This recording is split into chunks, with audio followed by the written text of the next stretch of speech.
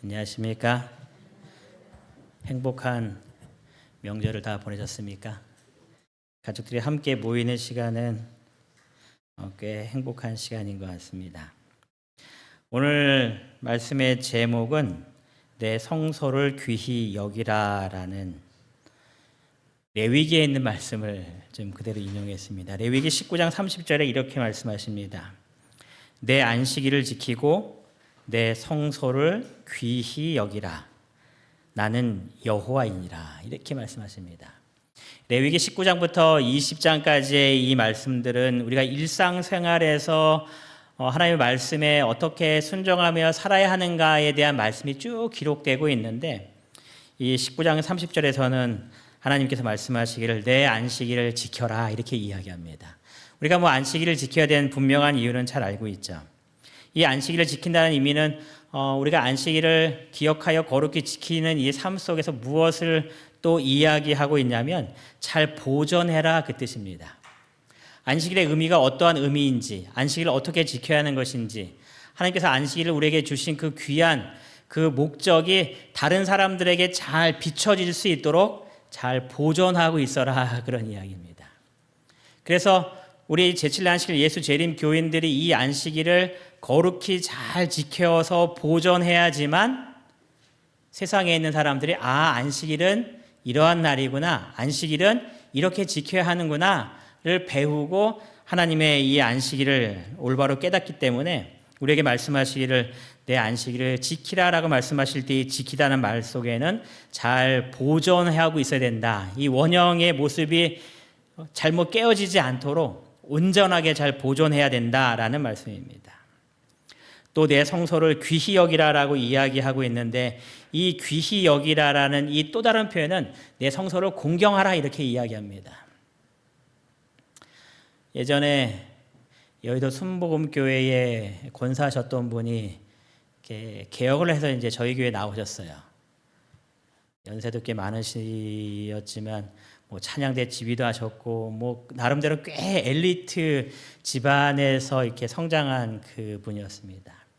근데 이런 연류로 여의도 순복음교회에서 마음이 멀어지셔서 쉬고 있는 차에 어떻게 접촉이 돼서 이제 그분이 이제 저희 교회에 출석하게 되었습니다.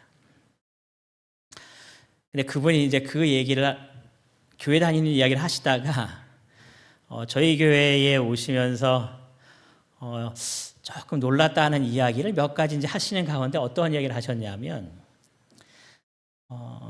그 권사님의 남편은 여의도 순복음교회 장로님이었습니다. 재무까지 하셨으니 엄청나게 그래도 인정받는 그 집안이었는데, 그분들이 이렇게 여의도 순복음교회 들어갈 때에 항상 어떻게 했냐면 두 사람이 교회 들어갈 때에 이렇게 고개를 이렇게 숙이고 이렇게 인사하고 들어갔다는 겁니다. 이분이 이게 항상 습관된 겁니다. 교회에 들어갈 때에 이렇게 인사하고 들어가는.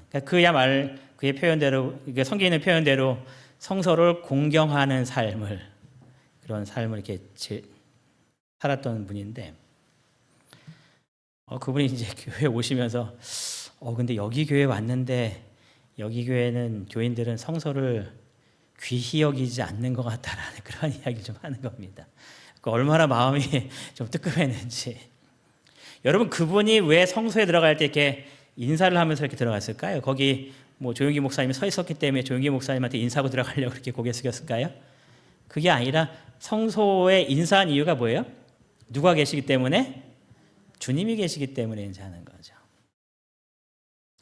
우리가 예배하러 모였다라는 이 장소는 하나의 건물로서의 어떤 모습을 이야기하는 것이 아니라 여기에 지금 누가 임재하고 계셨다라는 것을 우리가 마음속으로 믿고 오는 겁니까?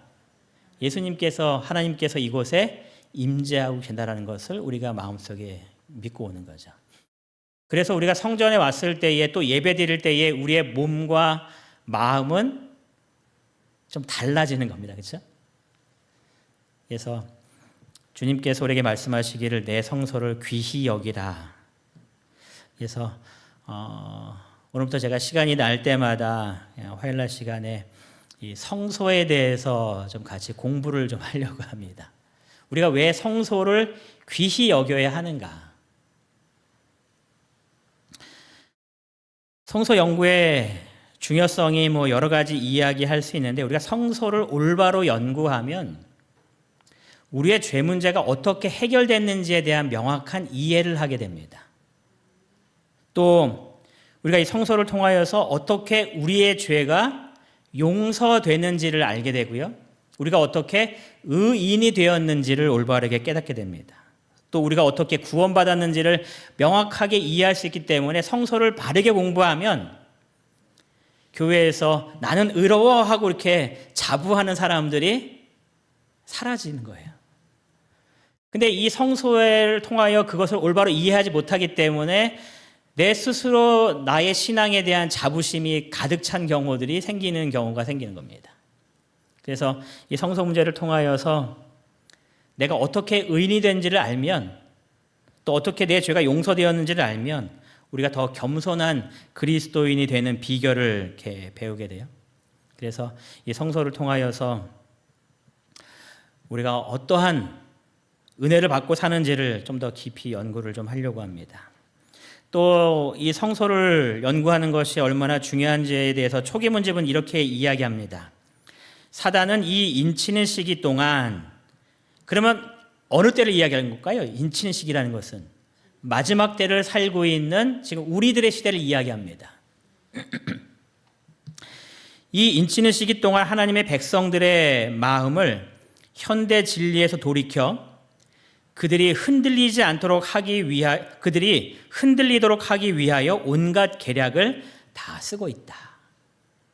즉 이 말씀은 하나님의 백성들이 현대의 진리에 굳게 서 있으면 흔들리지 않는다라는 겁니다. 근데 현대 진리에서 돌이키게 되면, 여기서 벗어나게 되면, 이 반석 위에 올바로 서 있지 아니하면 우리가 흔들리게 되고 그래서 넘어지는 일들이 발생하게 되었다는 거죠. 그래서 초기 문집 44페이지에는 계속해서 이렇게 이야기합니다. 어떤 사람들은 현대 진리에 굳게 서 있지 않았다. 그들이 진리에 확고하게 서 있지 않았기 때문에 그들의 무릎은 떨리고 발은 미끄러졌다. 그들이 이렇게 흔들리는 동안에는 전능하신 하나님께서 그들을 보호하실 수 없으실 것이다. 그러니까 우리가 현대 진리에 굳건하게 서 있는 것이 중요할까요? 중요하죠. 사단은 우리가 현대 진리에 굳건히 서 있지 못하도록 온갖 계략을 다 쓰고 있다는 이야기입니다. 왜냐하면 여기서 조금만 벗어나면 우리를 넘어뜨릴 수 있기 때문에. 현대 진리에 대해서 대쟁투는 이렇게 이야기합니다. 루터 시대에는 그 시대에 특별히 요긴한 현대 진리가 있었다. 그와 마찬가지로 오늘날의 교회에도 현대 진리가 있다. 즉 현대 진리라는 것은 그 당시에 하나님께서 사단이 어떻게 우리를 미혹할지를 알기 때문에 우리에게 필요한 진리를 주셨다라는 것이 현대 진리입니다. 그러니까 루터 시대의 이 현대 진리라는 것은 하나만 있는 것이 아니라 루터 시대에도 현대 진리가 있었고 아브라함 시대에도 현대 진리가 있었고 각 시대마다 사단이 그들을 진리 가운데서 넘어뜨리려고 하기 때문에 그 당시에 꼭 필요한 그 당시의 진리를 주셨는데 그것을 뭐라 부른 거예요? 현대 진리라고 부른 겁니다. 그래서 이 마지막 시대에도 하나님께서 이 남은 백성들에게 주시는 현대 진리가 있다라는 거죠. 왜냐하면 사단이 우리를 계속해서 넘어뜨리려고 하기 때문에 굳건하게 서서 결코 흔들리지 아니하는 진리 가운데 설 수 있도록 하기 위해서 하나님께서 우리에게 주신 마지막 시대에 살고 있는 사람에게 필요한 현대 진리를 주셨는데 그것을 5가지라고 이야기합니다. 뭘까요? 한번 머릿속에 생각나는 거 한번 쭉 말해보세요. 어떤 게 있을까요? 현대 진리. 5가지라고 이야기하거든요. 마지막 시대에 살고 있는 우리들에게 주시는 현대 진리는 5가지다 이렇게 이야기합니다. 전에도 한번 말씀드렸었는데 세천사 기별, 또 뭐가 있을까요? 성소 기별, 또 뭐가 있을까요? 죄송하지만 건강 기별은 들어가지 않습니다. 건강 기별을 이 현대 오진리에 넣으시려고 할 때가 참 많은데 왜냐하면 세천사의 기별에 대해서 이야기할 때에 세천사의 기별은 믿음으로 말미암는 의다라고 화이부인이 정의합니다. 그러면서 이때의 마지막 시대에 필요한 이 현대 그 마지막 기별을 전할 때에 건강 기별은 참 우리에게 필요한 도구다라고 얘기하고 있기 때문에 그 건강 기별은 현대 진리, 오진리에 들어가 있지는 않습니다. 세천사 기별, 성소 기별, 안식일 기별, 재림 기별, 죽음의 문제, 사후의 세계에 대한 이 기별이 바로 현대 진리 5가지라고 이야기합니다. 그래서 여러분들 머릿속에 이 5가지의 기별은 명확하게 잘 이해하고 계셔야 됩니다. 왜냐하면 이것을 통하여서 우리가 구원받고 우리가 또 어떻게 마지막 때에 사단으로부터 분명하게 서 있어서 미혹받지 않는지를 깨달을 수 있는 분명한 진리를 우리에게 제시해 주고 계시기 때문에 여러분 이 5가지의 기별에 대해서는 어렴풋하게 아시는 건 되게 많아요.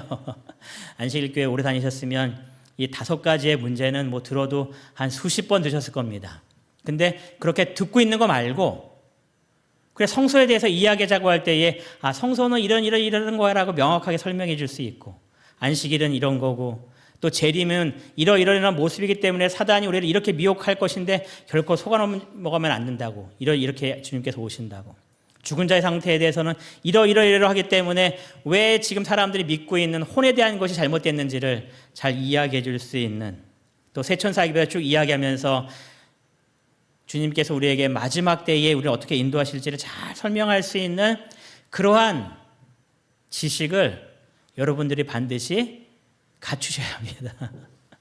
근데 물론 이것이 한 번 배웠다고 머릿속에 영원토록 저장되지는 않아요. 그러니까 계속해서 어떻게 하시는 겁니까? 반복해서 들으시면서 계속해서 머리에 집어넣으시는 겁니다. 또 더 좋은 방법은 배운 것을 가르치시면 더 오래 남습니다. 선생님들이 왜 자기 분야에 대해서 더 이렇게 해박하냐면 그거를 매년 똑같은 걸 가르치시거든요. 그럼 머릿속에 완전히 인이 바뀌어서 아주 줄줄줄줄 이렇게 합니다. 시간이 되시면 아는 분들을 통하여서 또 이런 것도 해보시면 좋을 것 같아요. 성경에서 어떠한 말씀보다 재림신앙의 기초가 되고 중요한 기둥이 되어온 성경 말씀이 있습니다. 우리 안식일 교회의 기둥 같은 말씀, 기초가 된 말씀, 그것이 뭘까요? 다니엘 8장 14절에 나오는 2300주야까지는 그때의 성소가 정결함을 입으리라. 그래서 예수님께서 부활하신 이후에 하늘 어디에 들어가셨다고 우리가 이야기했을까요? 성소에 들어가셨다고 이야기했습니다. 그래서 예수님께서 하늘에서 성소 봉사를 하고 계신데 1844년 이 시기는 예수님께서 이제 성소 봉사를 마치시고 어디 봉사를 시작하신 날짜로 이해해요? 지성소 봉사를 시작하신 날짜로 이해합니다.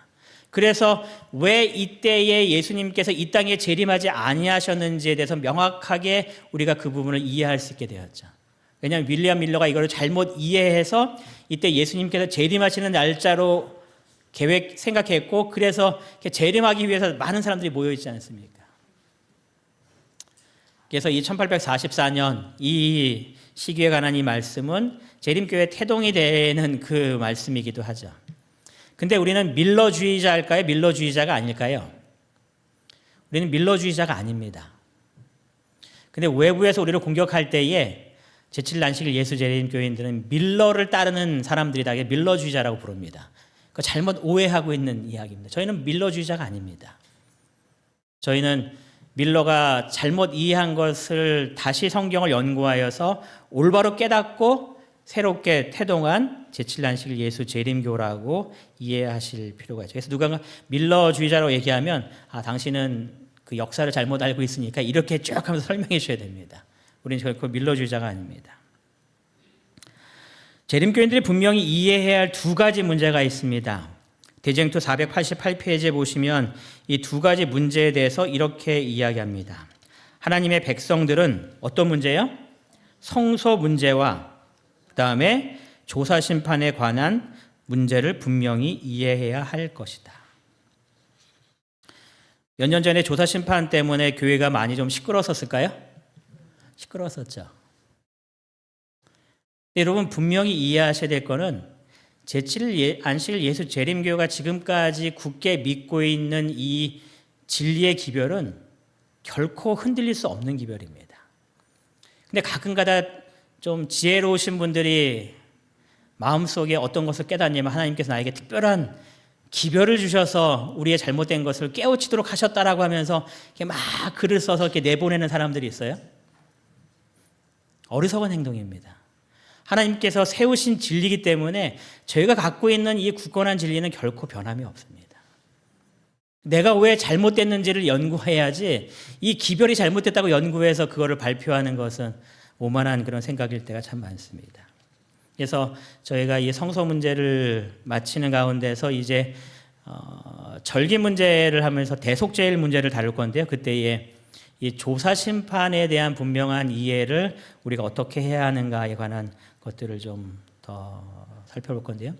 요새는 조사 심판이란 말을 잘 안 쓰기도 합니다. 왜냐하면 심판이라는 이 단어 자체가 조사하고 심판하고 하면은 우리의 비리를 이렇게 캐내는 것 같은 오해를 자꾸 줘서 요즘에 이 용어를 쓰지 않고 재림전 심판이라는 말을 씁니다. 물론 조사 심판이라는 말을 쓰셔도 뭐 전혀 잘못된 표현은 아니기도 합니다. 성소용과 왜 중요한가에 대해서 대쟁투 488페이지는 또 이렇게 이야기합니다. 하늘 성소에서 사람을 위하여 진행되는 그리스도의 중보 사업은 지금 예수님께서 하늘 성소에서 우리를 위하여 중보하고 계신다라고 얘기하고 있는데요. 이 중보 사업은 구원의 계획에 있어서 십자가상에서의 그분의 죽음과 마찬가지로 기묘하다. 그래서 십자가가 굉장히 중요한 우리에게 의미를 주고 있지만 예수님의 지금 하늘 성소 봉사도 우리에게 상당히 중요한 의미를 주고 있는 예수님의 봉사 사역이라는 겁니다. 십자가와 함께 예수님의 하늘 성소의 사역을 분명히 이해해야 되는데 하늘 성소의 사역은 우리가 어떻게 이해할 수 있는가? 부자선지자 351페이지, 57페이지 이렇게 말합니다. 하늘 성소에 관한 중요한 진리와 사람의 구속을 위하여 거기서 행해지는 위대한 사업은 어디서 배울 수 있다고요? 지상 성소와 그 봉사에서 배울 수 있었다. 그러니까 하늘 성소에서 벌어지는 모든 일들을 이해하기 위해서는 무엇을 이해하면 100% 이해할 수 있다는 거예요? 지상 성소의 봉사. 그래서 우리가 구약 성경에 아주 쾌쾌 묵은 정말 성소에 관한 제사에 관한 것들을 공부한다고 사람들이 안식일 교인들은 신약을 잘 믿지 않고 구약만 믿고 따라가는 그런 종교야라고 얘기하는데 결코 그것이 아니었다는 이야기입니다. 성소를 그렇게 깊이 연구한 이유는 그거를 통해서 지금 주님께서 하늘 성소에서 하고 계시는 그 모든 활동들을 우리가 명확하게 이해하고 살 수 있기 때문에 우리가 성소를 연구해야 한다라고 이야기를 하는 겁니다. 여러분들이 이제 성소의 하나하나를 배울 때에 그러한 부분들을 이제 더 많이 깊게 깨달으시면서 지금 주님께서 나를 위하여 이러한 봉사를 하고 계신다라는 그러한 확신 가운데 쓸 수 있게 됩니다. 자, 그럼 이게 성소의 역사라고 표현해 변천사인데요. 성소가 어떻게 쭉 이렇게 흘러가고 있는지 성경에 나와 있는 이 부분까지 오늘 좀 공부하려고 합니다. 근데 먼저 성소의 다양한 명칭들이 있습니다. 성경에 보면은 이 성소를 다양하게 불렀어요. 장막이다라고도 불렀고요, 성막이다라고 불렀고요, 그 다음에 회막이라고 불렀습니다. 그 다음에 하나님의 증거궤가 있었기 때문에 증거막이라고도 불렀고 법이 있었기 때문에 법막이다라고도 성경에서 불렀습니다. 그리고 성소라고 부르고 여호와의 집 또는 하나님의 집 이런 표현으로서의 성소를 불렀습니다. 물론 이 말고도 몇 가지 표현들이 더 있긴 하는데요. 일반적으로 부른 말이 장막, 성막, 회막, 성소라는 표현을 이렇게 가장 많이 이렇게 썼습니다. 뭐 다 같이 하나님의 한 성소를 가리키는데 바라보는 관점에서 이게 좀씩 다른 겁니다. 법이 있었기 때문에 법막, 증거막이라 불렀던 것이고 이게 천으로 이렇게 가림막처럼 만들었기 때문에 장막이라고 만든 것이고 거룩한 장소이기 때문에 성막이라고 부른 것이고 이렇게 보는 관점에 따라서 좀 다르게 표현한 것뿐입니다. 그럼 이 성소는 어떻게 변했는가? 죄 짓기 전에도 아담과 하와가 하나님께 예배를 드렸을까요? 예배를 드리는 일이 있어요. 하나님과 만나서 이렇게 시간을 보내는 그 모든 것들을 예배라고 할 수 있으니까. 그런데 그들이 어디서 하나님과 만났는가에 대해서 시대소망의 기록이 되어 있습니다.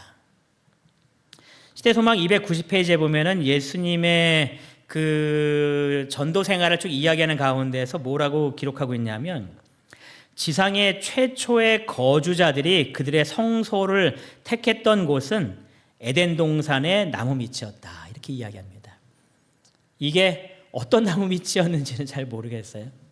왜냐하면 뭐 선악과 나무 밑이었다, 뭐 생명과 나무 밑이었다 이런 표현이 없이 그냥 에덴 동산의 나무 밑이었다라고 했기 때문에 일반적인 나무 밑에서 하나님과 이렇게 만났다라는 그 의미로 받아들일 수 있는데, 왜냐하면 예수님께서 사람들을 만나시고 가르치실 때에 예수님께서 성전에서 그들을 만나시기보다는 다른 장소에서 그들을 더 많이 만나셨습니다.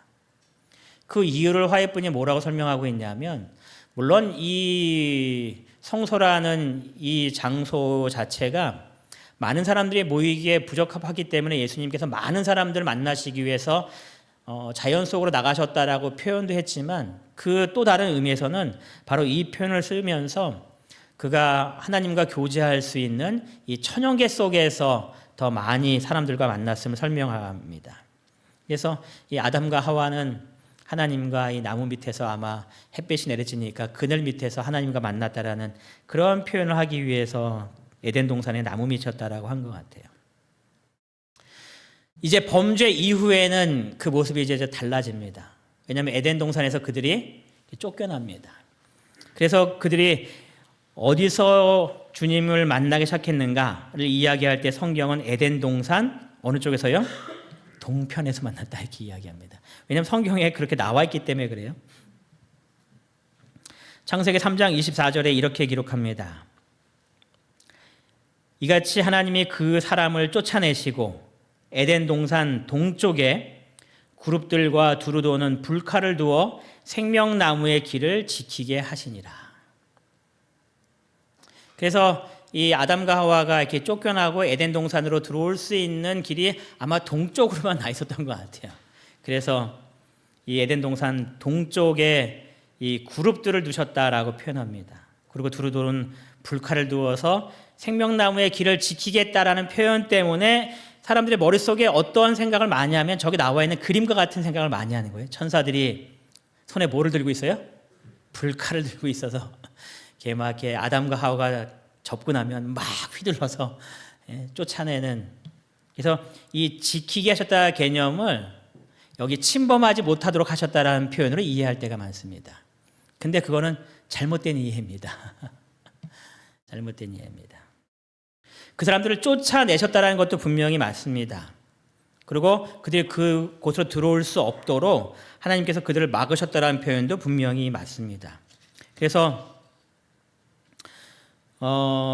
부자선자에는 뭐라고 표현하고 있냐면, 그 들어가는 입구는 파수보는 천사들로 말미암아 차단당했다라고 기록합니다. 그래서 절대로 아담과 하와가 이것을 들어올 수 없도록 이렇게 막고 있었던 것은 분명합니다.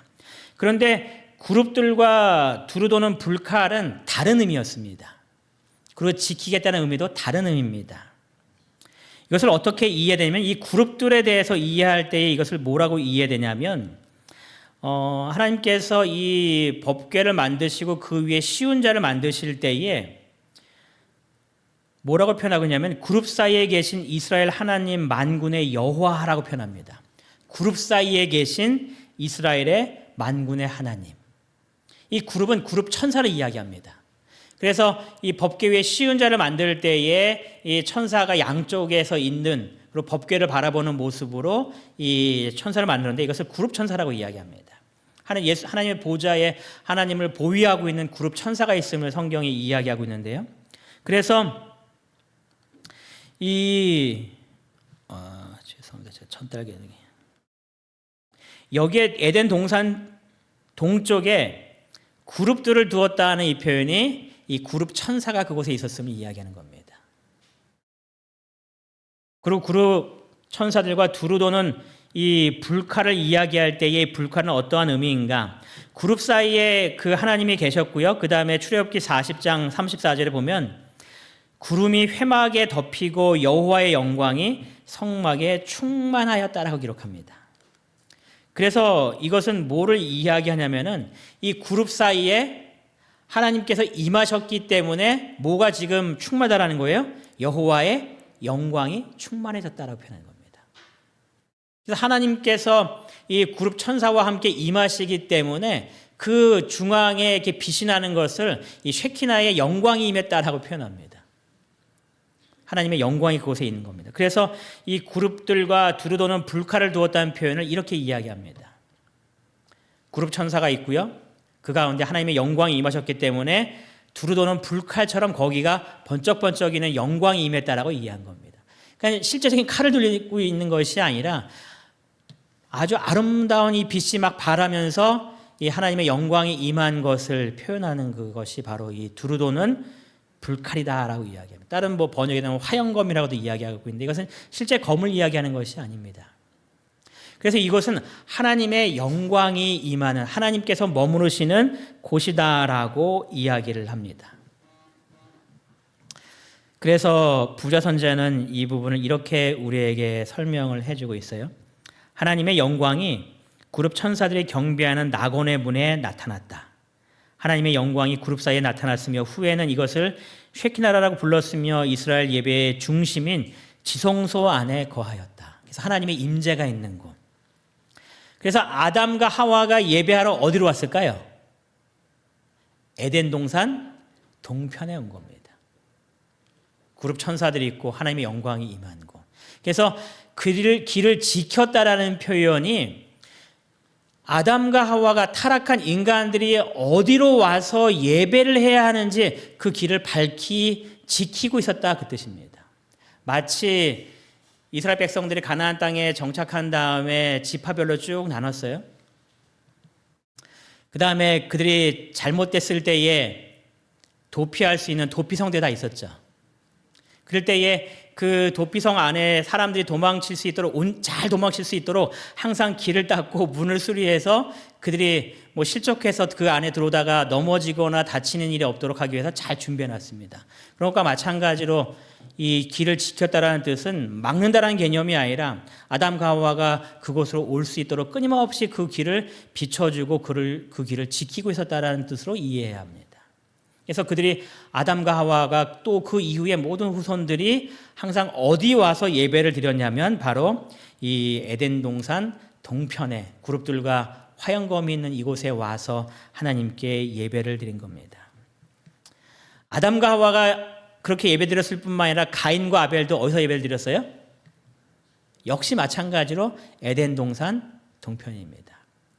가인이 채소를 드리고 아벨이 양을 드렸을 때에 그 제단을 드렸던 곳도 바로 에덴 동산 동편이었습니다. 왜냐하면 부조와 선지자 84페이지 이렇게 얘기하고 있기 때문에 그렇습니다. 이곳에 그들의 제단이 세워지고 그들의 제물이 바쳐졌다. 가인과 아벨이 제물을 가져오고 하나님께서 그들과 교통하시려고 내려오신 곳도 이곳이었다. 그래서 에덴 동산 동편에서 하나님께 예배를 드린 겁니다. 하나님의 거룩한 임재가 있었기 때문에. 언제까지 에덴 동산 동편에 와서 예배를 드렸을까요? 쉽고도 어려운 질문인데요. 언제까지 에덴 동산 동편에 와서 예배를 드렸을까요? 언제 이후에 더 이상 이들이 에덴 동산 동편에 오지 못했습니다. 그럼 조금 더 쉬운 질문을 던질까요? 에덴 동산은 언제까지 이 땅에 이렇게 존재했을까요? 그렇죠. 노아 홍수 때까지죠. 그래서 노아 홍수 이후에는 이 에덴 동산이 다 이렇게 물로 인해서 이 지각 변동을 통해서 다 이제 무너졌죠. 그래서 이제 그들이 예배하는 장소가 이제 바뀌어지기 시작합니다. 처음에는 이 에덴 동산 동편에서 예배드리다가 이제 노아 홍수 이후에 그들이 머무는 그곳에서 예배를 드리기 시작합니다. 제단을 쌓은 것은 에덴 동산 동편에서도 제단을 드렸고 이 노아 홍수 이후에도 제단을 쌓았는데 차이점은 그 전에는 한 곳에서 예배를 드렸다면 이제 이후의 모습은 자신이 머무는 이동하는 곳마다 제단을 쌓으면서 하나님을 만나는 그런 장면입니다. 노아가 여호와께 제단을 쌓고 모든 정결한 짐승과 모든 정결한 새 중에서 제물을 취하여 번제로 제단에 드렸다라고 하면서 이제 나와서 제단을 짓고 또 이동하면서 제단을 짓는 모습이 이제 성경에 쭉 기록되죠. 그래서 우리가 항상 어디를 먼저 도착하면 그곳에서 항상 뭐 하는 거예요? 예배를 드리죠. 그 이유가 바로 노아가 또 아브라함이 믿음의 조상들이 자신이 거하는 것마다 제일 먼저 드리는 것이 예배였기 때문에 그렇습니다.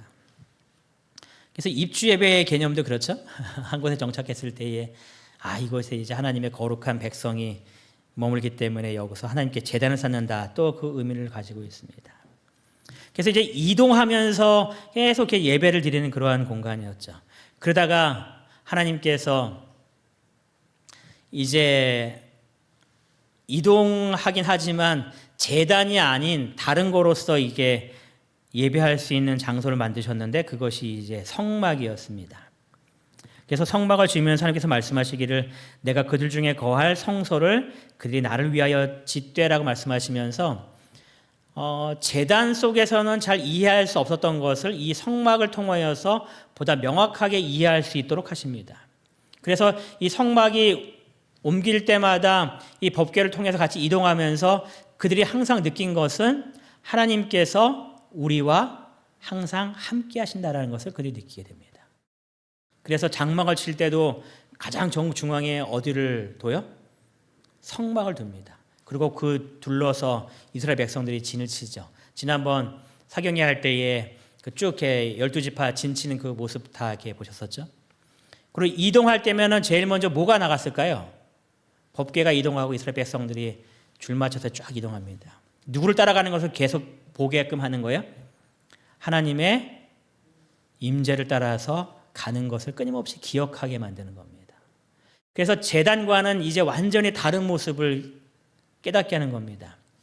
하나님께서 항상 그들과 함께 하셨고 예수 그리스도께서 어떠한 모습으로 우리를 위하여 죽으시고 우리의 죄가 해결되었는지를 이 성막을 통해서 명확하게 이해하기 시작합니다.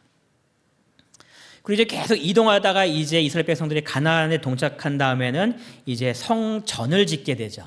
그래서 제일 먼저 지은 성전이 어떤 성전이에요?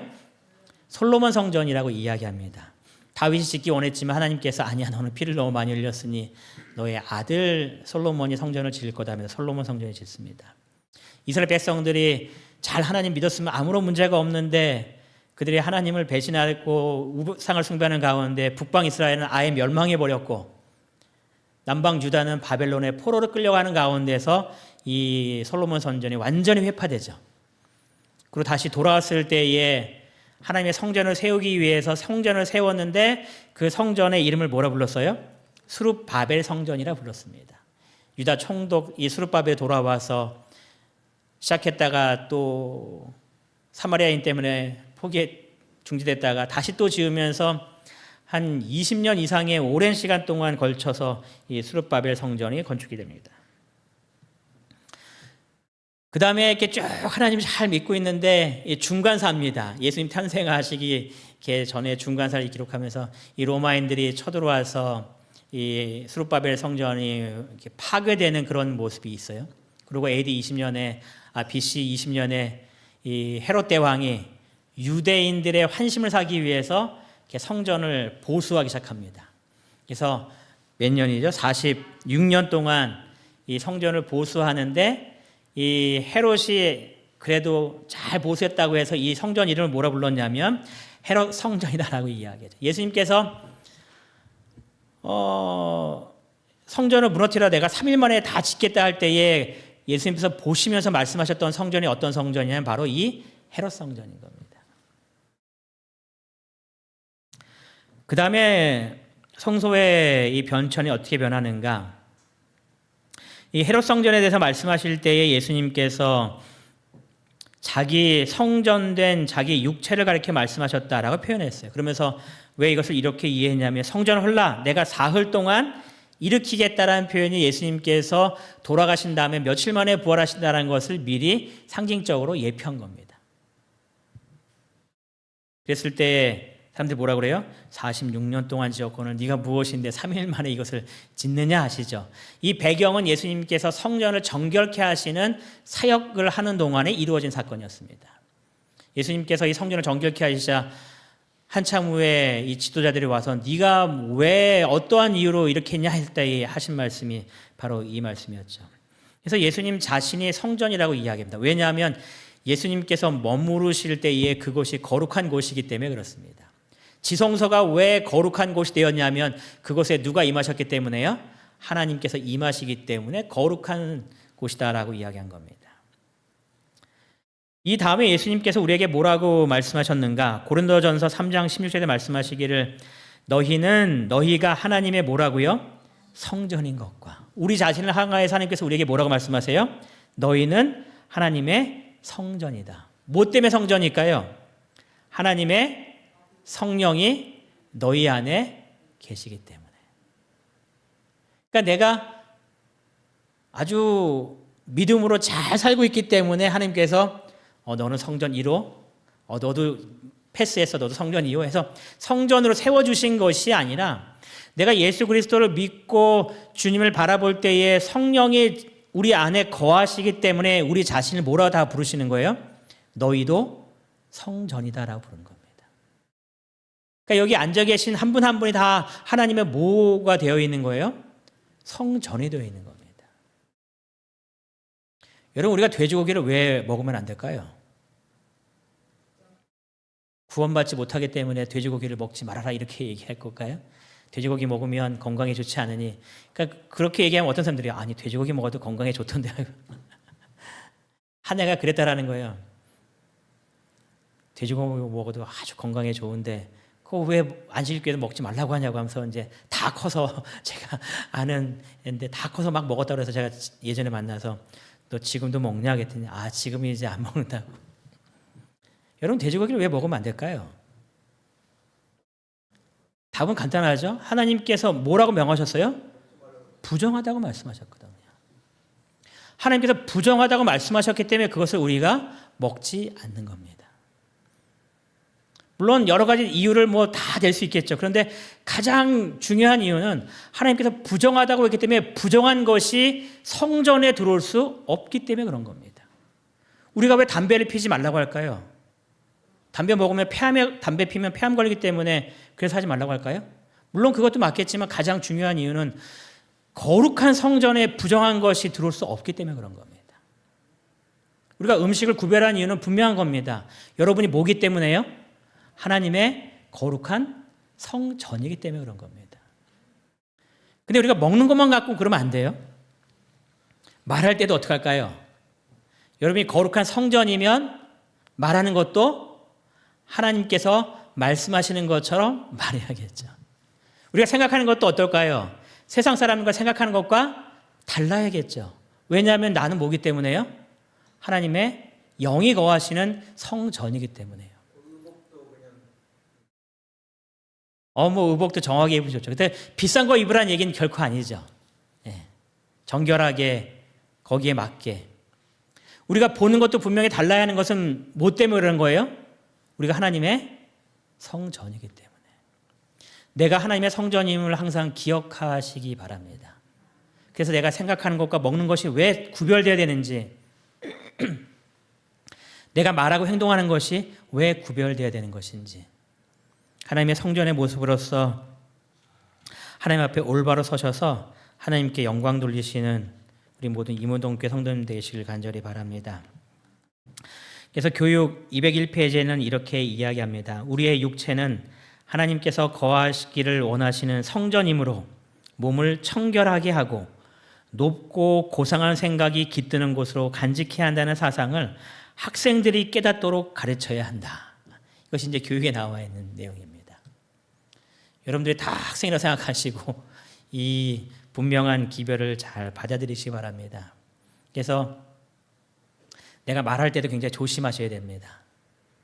내가 행동할 때도 조심할 필요성이 있는 겁니다. 그리고 매 순간마다 내가 성전으로서 이렇게 행동해도 괜찮나? 라고 항상 꼭 생각해 보시기 바랍니다.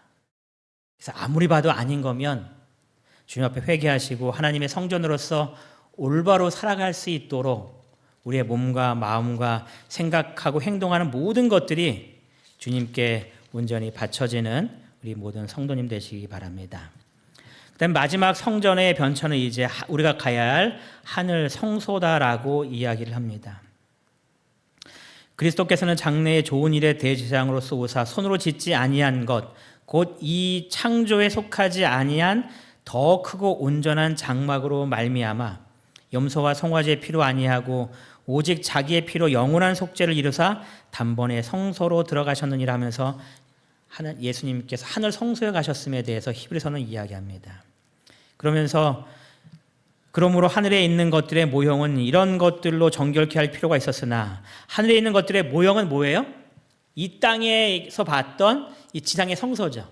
그래서 이런 것들로서는 바로 여기에 12절에 나와 있는 대로 염소와 송아지의 피로 했다라는 표현입니다. 왜냐하면은 우리가 대속죄에 대해서 배울 때에 염소와 송아지의 피를 가지고 이 지성소 안으로 들어가거든요. 그래서 이 땅은 이런 것들로 정결케 할 필요성이 있었으나 하늘에 있는 그것들은 이것보다 더 좋은 제물로 한다는 겁니다. 그게 누구예요? 예수 그리스도의 보혈의 피라고 이야기하는 거죠. 그러면서 히브리 9장 24절에 이렇게 이야기하셨습니다. 이 현대인의 성경을 가지고 온 건데요. 우리 다 같이 한번 읽어보겠습니다. 그리스도께서는 시작. 그리스도께서는 참 성소의 모형에 불과한 사람의 손으로 만든 지상의 성소에 들어가신 것이 아니라 우리를 위해 하나님 앞에 나타나시려고 하늘에 있는 성소에 들어가셨습니다. 누구를 위해요? 우리를 위해. 지금 예수님께서 우리를 위해 하늘에서 우리를 위하여 중보하고 계시고 이 모든 것들이 이제 끝날 때에 지성소에서 나오실 때에 주님께서 이 땅에 재림하시는 날이다라고 우리에게 이야기하고 있습니다.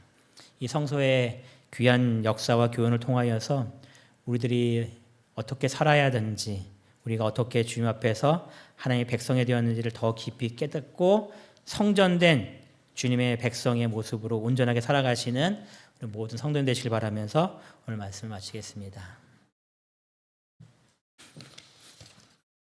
오늘 기도 제목은요, 우리 환우를 위해서 기도해 주시기 바랍니다. 우리 강훈 성도님의 당뇨 수치가 계속 떨어지지 않는다라는 이야기를 얼마 전에 좀 들었어요. 그래서 기도하실 때에 우리 강훈 성도님의 당뇨 그 수치도 좀 빨리 떨어질 수 있도록 기도해 주시고, 우리 항암 치료 받고 계신 우리 집사님들, 김혜영 집사님과 또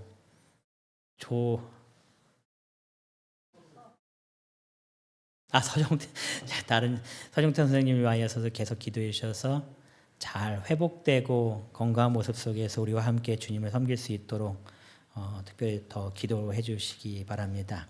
그리고 저희가 이번 주에 이제 건축 시공업자를 선정하는 그 마지막 단계를 이제 거치게 됩니다. 그래서 하나님께서 이 모든 과정 속에 함께 하시고 우리 교회에 가장 적합한 그런 일이 일어날 수 있도록 기도해 주시기 바랍니다.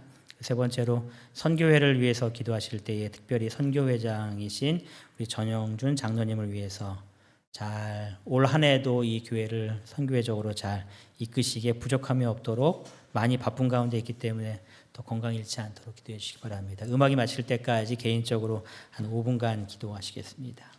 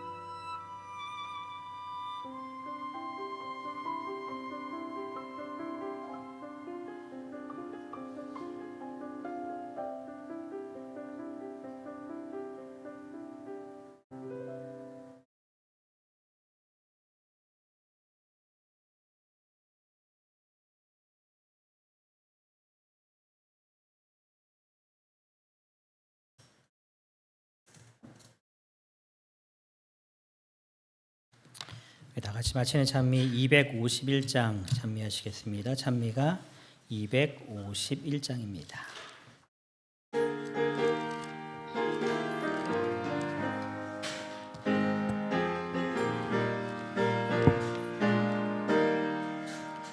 눈을 들어 하늘 보라.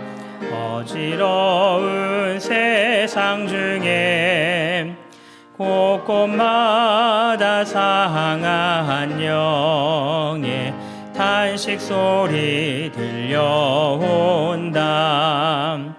빛을 잃은 많은 사람, 길을 잃고 헤매이며 당자처럼 기진하니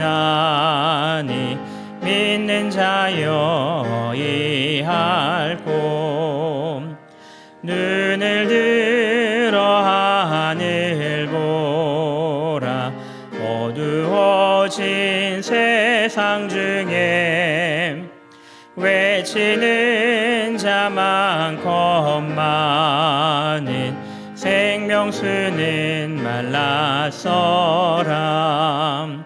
죄를 대속하신 주님, 선한 일꾼 찾으시나. 대답하리 어디 있나. 믿는 자여 이할고. 눈을 들어 하늘 보라. 살아계신 주 하나님, 약한 자를 부르시어 하늘 뜻을 전하셨다. 생명수는 홀로 예수, 처음이요 나중이라. 주님 너를 부르신다. 믿는 자여 이할고. 눈을 들어 하늘 보라. 다시 사신 그리스도, 만 백성을 사랑하사 오래 참고 기다리셔. 인내하신 우리 구주, 의의 심판하시는 날 곧 가까이 임하는데 믿는 자여 저희를 사랑하신 하나님 아버지, 오늘 성전의 귀한 말씀들을 통하여서 우리가 믿음 안에 끝까지 굳세게 서기 위하여 어떠한 진리가 필요한지 깨닫게 허락하여 주시니 감사를 드리옵나이다. 저희가 성전을 배울 때에 이 성전의 귀한 깊은 교훈들을, 진리들을 더 잘 깨달을 수 있도록 축복하여 주시어서 우리가 진리 안에 굳건히 서서 사단이 어떠한 모습으로 흔든다 할지라도 저희가 결코 흔들리지 아니하고 믿음 안에 끝까지 승리하는 주의 백성 될 수 있도록 인도하여 주시옵소서. 주님, 저희들의 모습이 성전임을 또한 말씀을 통하여 깨닫게 하여 주시니 감사를 드립니다. 저희들이 주님의 거룩한 성전으로서 어떠한 삶을 살아야 하는지 깊이 생각하는 가운데 주님의 성전에 주님의 영광만이 드러날 수 있는 저희들의 모습 될 수 있도록 주님 인도하여 주시옵소서. 언제나 저희와 함께 하시는 사랑이 많으신 예수님의 이름으로 기도드리옵나이다. 아멘.